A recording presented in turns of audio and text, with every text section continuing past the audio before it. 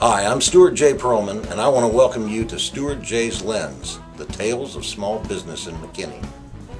We focus on the stories and personalities of the people who make up small business in McKinney. We want to know who they are, how they got into the business, how they named their business. Something fun and interesting, and not just what they do or sell. If you think you have a story to tell, send me an email. But I have to tell you up front, it better be good. I hope you enjoyed today's tale. It comes straight from small business in McKinney.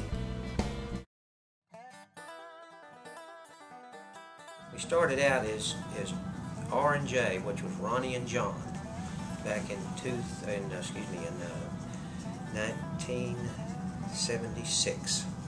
He was my brother-in-law, Ronnie was. I knew nothing about it. I worked in the grocery store business all through high school and college, didn't tinker with cars, to this day still don't like dealing with cars. He had a jet boat, and back in 1976 that was a big deal. So we'd go skiing every afternoon, and we went by what was then Van Winkle. And I can remember Ronnie, he had a big old beard and long hair, and we were in cutoffs and t-shirts fixing to go skiing, and he went by and stroked that beard and looked over this car, and Dennis asked him how much it cost to paint this car, and it's a little 280 SL, a little two-door convertible, and he looked at it and looked at it, and he said $1,300, and I thought to myself, my God, we're going to get rich. I didn't know 6 weeks later my fingers had been bleeding and I didn't have a paycheck yet, but that's how we got started, and we went in business and started doing those Mercedes, and we'd strip one. It took us about 6 weeks to do one. We'd strip everything off of them, strip them down the metal, and repaint them. And we didn't have a bank account, we didn't have insurance or anything. And in December we had a fire. And so we moved down the street 1 block and over in Garland, right off Forest Lane to Forest Gate Drive, and into 8,300 square feet. And I thought at the time, oh my goodness, I'll never fill this up. So I leased part of it out. We sold that building and moved down to where we presently are in Garland at 115 International. And we started out at 7,500 square feet, and then went to 15, and then eventually went to 60,000 square feet. And then running 24 hours a day, 7 days a week.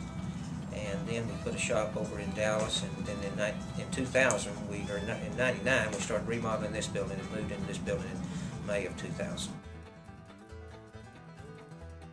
I just happened to be driving by here. My mother had a store downtown in McKinney for years and years, and we're from Anna, so I was back in McKinney a lot, even though I lived in Garland, had a business in Garland, and saw this building and thought, that's the spot I want to be. So we bought this building and remodeled. And from this area, came here in 1840 and helped found Collin County, and Governor Throgmorton down on the squares. My cousin got married out of a pecan tree on some land we still own. So we've been here a long time. Do they come at you for extra taxes?